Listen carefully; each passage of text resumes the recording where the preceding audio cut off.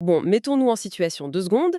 On pince très délicatement les cordes d'une magnifique harpe celtique ancienne Ouais, une belle image, ça. et là, on réalise soudainement qu'elle fonctionne en fait exactement comme une calculatrice scientifique. Ah oui, c'est le grand écart, en effet. C'est un peu le constat qu'on faisait aujourd'hui en plongeant dans notre article. L'analyse qu'on a rédigée sur le jeu de société Tirnanog. Le but de ce décryptage, c'est de voir si on a affaire à une vraie épopée celte ou juste à une grosse illusion mathématique. Surtout qu'il faut visualiser la table au départ. On a ces petits pions en bois qui représentent des bardes. Des bardes qui voyagent dans l'autre monde, oui. Le refuge des dieux, les Tuatha des Danann pour les connaisseurs. Voilà. Et leur mission, c'est d'en rapporter une saga légendaire. Donc sur le papier, c'est une promesse qui est super forte. L'idée de franchir le voile de la réalité pour aller puiser l'inspiration au pays de la jeunesse éternelle, ça capte direct l'imaginaire. Ah bah c'est sûr. Sauf que comme on l'a bien souligné dans notre article, le choc est hyper brutal entre cette poésie et la réalité mécanique du truc. C'est le moins qu'on puisse dire. Honnêtement, le thème est tellement plaqué, tellement superficiel qu'on aurait pu éditer exactement le même jeu, je sais pas moi, sur la fabrication de tapis iraniens au XVe siècle. Ou l'assemblage de robots géants, ouais. C'est ça, le thème passe totalement au second plan. Mais en même temps, ce qui est fascinant, c'est de voir comment cette mécanique un peu froide prend le dessus. Parce que derrière les superbes cartes avec les Fessides ou les Selkie marins, se cache du draft ouvert. Concrètement, ça veut dire qu'on choisit ces cartes depuis une réserve commune visible par tout le monde, c'est ça? Exactement. Donc on voit parfaitement ce dont les autres ont besoin. Et ça permet de leur piquer la carte parfaite juste sous le nez. Ah oui, donc c'est très interactif, mais surtout très punitif, quoi. Absolument. Le cœur du jeu, c'est de la construction de tableaux hyper calculatoires. Et ça en seulement 5 tours. C'est vraiment super court, 5 tours. Ouais. On pose les cartes pour former une grille devant soi, et chaque nouvelle carte vient modifier la puissance ou la couleur des cartes d'à côté. C'est un vrai puzzle de précision, du coup. Un puzzle diabolique même. Un seul faux pas, et tout l'équilibre de ton tableau s'effondre. Pousse les joueurs à y revenir.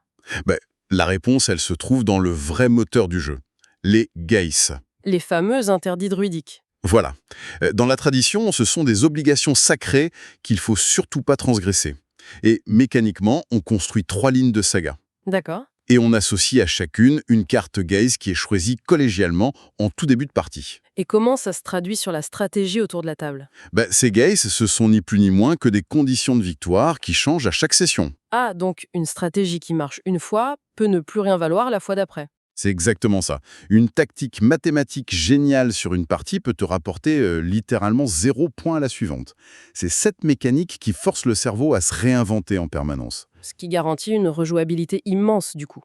Ça évite que le jeu devienne juste une formule mathématique à réciter par cœur. C'est net. Mais cette exigence, ça explique peut-être aussi la dure réalité du marché pour ce jeu. Oui, c'est vrai. On lui a quand même donné la note de 3,5 sur 5 dans notre article parce que la mécanique est top.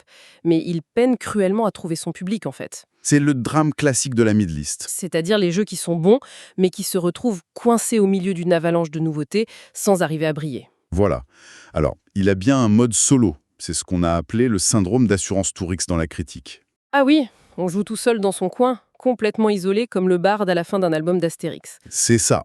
Bon, ça fait le travail, hein, mais l'essence du jeu, ça reste quand même la confrontation directe. Une confrontation qui malheureusement se perd dans les rayons des boutiques. Le jeu est déjà soldé un peu partout. Ouais, c'est rude. Et le coup de grâce, c'est que l'extension originale verra très probablement jamais le jour en français, vu que l'éditeur a arrêté les traductions. C'est une fin de parcours assez abrupte, mais pour ceux qui aiment faire fumer leur cerveau sur des probabilités, c'est le moment de faire une bonne affaire. C'est clair.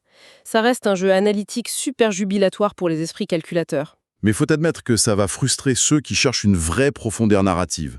Le genre de développement un peu organique qu'on trouve dans un jeu comme Forenix, par exemple. Complètement. Ce qui nous amène d'ailleurs à une dernière réflexion un peu ironique pour clôturer tout ça. Comme on le disait à la fin de notre article, chaque carte Géis cache au verso une véritable légende celte tragique écrite noir sur blanc. C'est vrai, hein, les textes d'ambiance sont magnifiques. Mais si la mécanique de Tirnanog est tellement exigeante qu'elle force le cerveau à devenir une simple machine à calculer, le vrai drame du jeu, ce serait pas justement ça. De transformer des joueurs qui sont censés incarner des bardes lyriques en de simples comptables. Exactement, et de condamner du coup toutes ces magnifiques légendes écrites au dos des cartes à ne jamais être lues.